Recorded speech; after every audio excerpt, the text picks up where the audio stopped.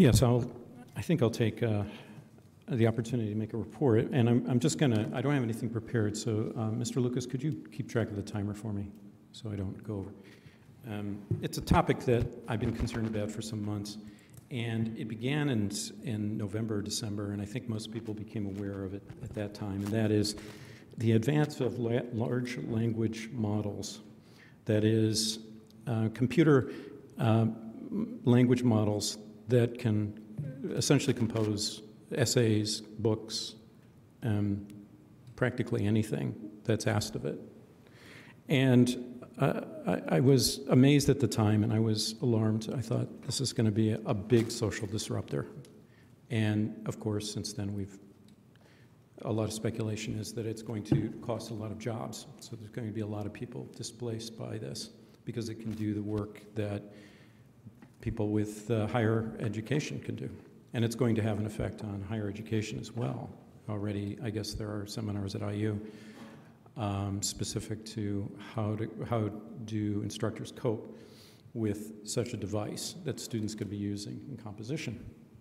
So that was really my main fear for a couple of months. But the deeper I looked, the more I realized that there's something else going on here. And that is that artificial intelligence, that is artificial general intelligence instead of artificial specific intelligence for a specific task at hand.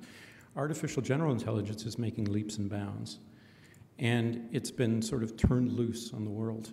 And there's a lot of, you're probably aware that there are a lot of companies that are pursuing AGI. Google's pursuing it.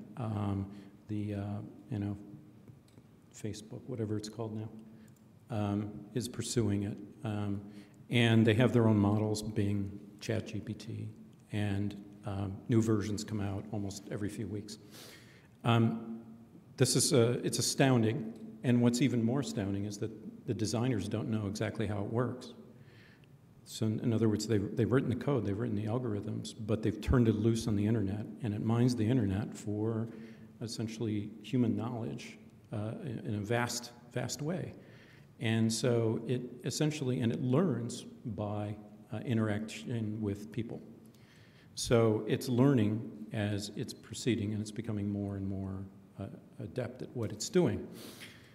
So this has been warned about for a long time. That is, that artificial general intelligence could compete with human beings in every way imaginable. In fact, it could exceed us in terms of intelligence.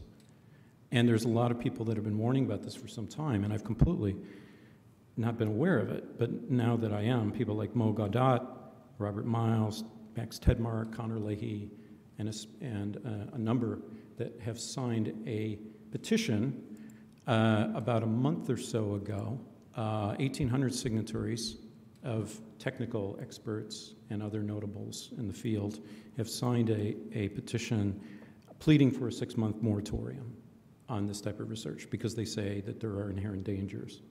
Now, there's a lot of criticism about this 6-month pause because what's going to happen in 6 months?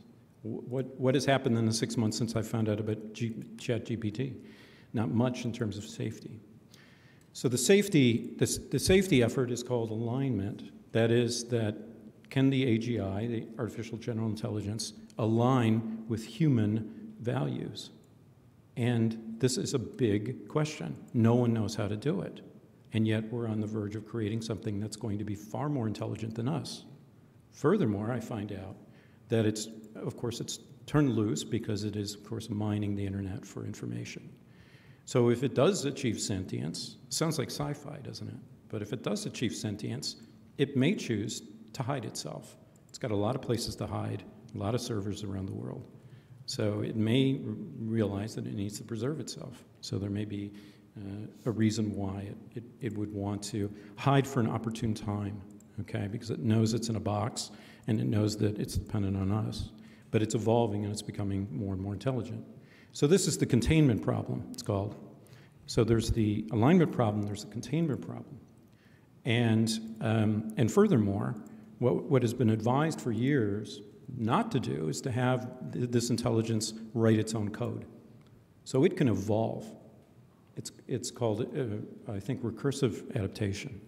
So it can actually write its own code and evolve over time. So it's like an organism that's evolving, but it can do so very fast. So this thing is really going too fast, too far. And the political system is hardly even aware of it, as far as I can tell. I just became aware of it. I think the public's just becoming aware of it. Although I was heartened to see that there was a CNN article a couple of days ago where it was a Yale, it was a Yale query, a questionnaire of leading CEOs of major corporations in the U.S. 42% of those CEOs said that the AI could displace, that is, drive humans to extinction within 5 to 10 years. That's 42% of the CEOs of major corporations. That's a shocker. So clearly this has to be addressed, and it has to be addressed very soon. What can we do? We're just humble people who, hope that our representatives become aware of this and do something.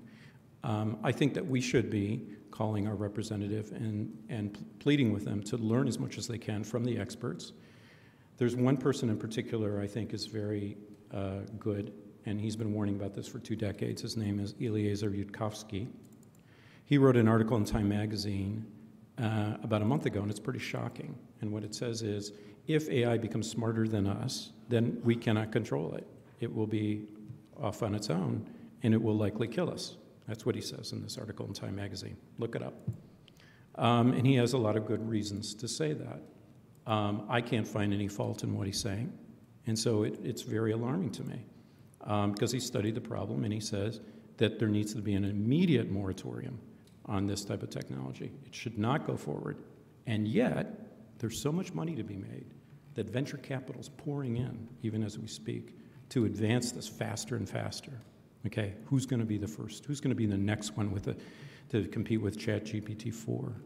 They're going to have a new update every few months, and it's going to be, So, every science fiction movie since I've been a kid has been warning about something like this, it seems. But it's not a joke this time. This is very serious.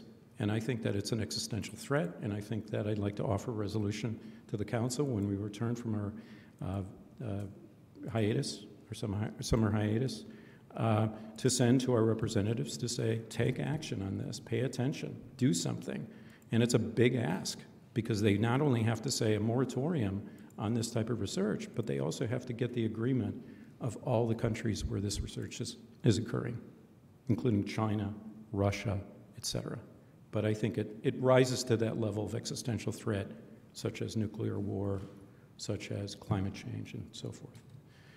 So thank you for permitting me to riff on this, but it's concerning me a lot, and I encourage everybody to read as much as they can about the topic. Thank you. Thank you, Councilmember Sandberg. No report. Councilmember Smith. No. Councilmember Rollo.